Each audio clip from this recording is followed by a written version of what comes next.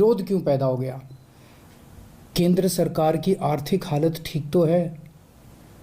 अभी थोड़े दिन पहले ये अग्निवीर स्कीम लेके आए, अग्निवीर योजना। अग्निवीर योजना जब लेके आए तो कहा गया कि अग्निवीर योजना लाने की ज़रूरत इसलिए पड़ी क्योंकि सैनिकों का जो पेंशन का खर्चा है, सैनिकों का जो पेंशन का बिल है, वो इतना ज़्यादा बढ़ गया है कि केंद्र सरकार उसको बर्दाश्त नहीं कर पा रही। आज़ादी के बाद से आज तक पहली बार ऐसा हुआ है कि कोई केंद्र सरकार ये कह रही है कि हमारे से सैनिकों की पेंशन का बिल बर्दाश्त नहीं कर किया जा रहा। आज तक कभी किसी सरकार ने ये नहीं कहा कि देश की सुरक्षा के लिए पैसे की कमी पड़ गई है। आज तक किसी सरकार ने ये नहीं कहा कि सैनिकों की पेंशन का पैसा हम नहीं दे पा रहे हैं। सैनिकों को पेंशन दे के हम एहसान नहीं करते। सैनिक हमारे ऊपर एहसान करते हैं जब वो बॉर्डर के ऊपर अपनी जान दांव पे लगाते हैं।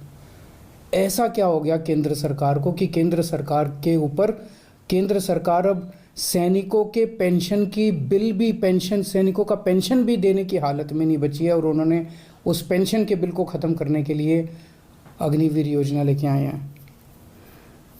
अभी कुछ दिन पहले कहा गया कि हर 5-5 साल में केंद्र सरकार केंद्रीय कर्मचारियों के लिए एक वेतन आयोग बनाती है।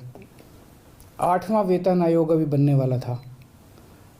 8वां वेतन आयोग, केंद्र सरकार ने कहा है कि अब हम 8वां वेतन आयोग नहीं बनाएंगे। 8वां वेतन आयोग क्यों नहीं? हर 10-10 साल में बनता है। 8वां वेतन आयोग क्यों नहीं बनाएंगे? कह रहे हैं कि हमारे पास पैसा नहीं है, पैसे की कमी है। केंद्र सरकार के पास अपने केंद्र के कर्मचारियों का वेतन बढ़ाने के लिए भी पैसा नहीं बचा। कहाँ गया केंद्र सरकार का सारा पैसा? ऐसा केंद्र सरकार की इतनी बुरी क्या हालत हो गई है कि केंद्र सरकार के पास अपने कर्मचारियों को जो हर बार बढ़ाया जाता था, वेतन आयोग बिठाया जाता था, वो भी नहीं बिठा रहे। मनरेगा,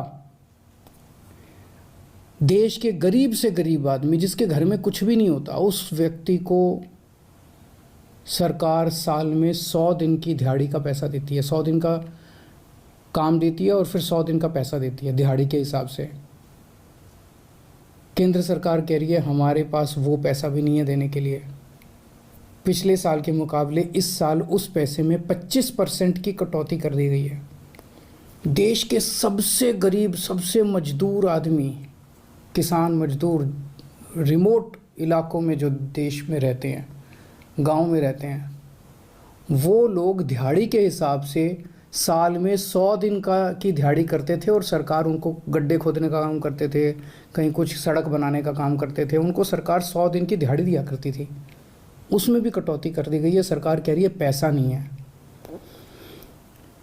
केंद्र सरकार जितना टैक्स इकट्ठा करती है देश भर से, उसमें से एक हिस्सा राज्यों को देती है। अभी तक ये था कि 42% उस टैक्स का हिस्सा राज्यों को देना होता था। पिछले कुछ वर्षों में ये भी घटा के 29-30% कर दिया गया है। राज्यों को जो पैसा केंद्र सरकार देती है उसकी भी कमी कर दी गई है। कह रहे हैं पैसा नहीं है। आखिर गया कहाँ केंद्र सरकार का सारा पैसा? 2014 में जितना टैक्स इकट्ठा करती थी केंद्र सरकार, उससे तो दुगना तिगुना टैक्स इकट्ठा हो रहा है आज की डेट में। ये सारा पैसा जा कहाँ रहा है? आज़ादी के बाद से आज तक 75 साल मना रहे हैं हम आज़ादी के। पहली बार एक गरीब आदमी की गेहूं और चावल के ऊपर टैक्स लगाया गया, खाने पीने की चीज़ों पे टैक्स लगाया गया है। कभी नहीं लगाया, किसी सरकार ने नहीं लगाया। सबसे क्रूर चीज़ है ये। एक बिल्कुल गरीब आदमी, एक भिखारी जिसके पास कुछ नहीं होता, वो भी मार्केट से जब गेहूं और चावल अब खरीद के लाएगा, उसको उस पर टैक्स देना पड़ेगा। किसी सरकार ने इतना क्रूर कदम नहीं उठाया था। गेहूं पे टैक्स लगा दिया, चावल पे टैक्स लगा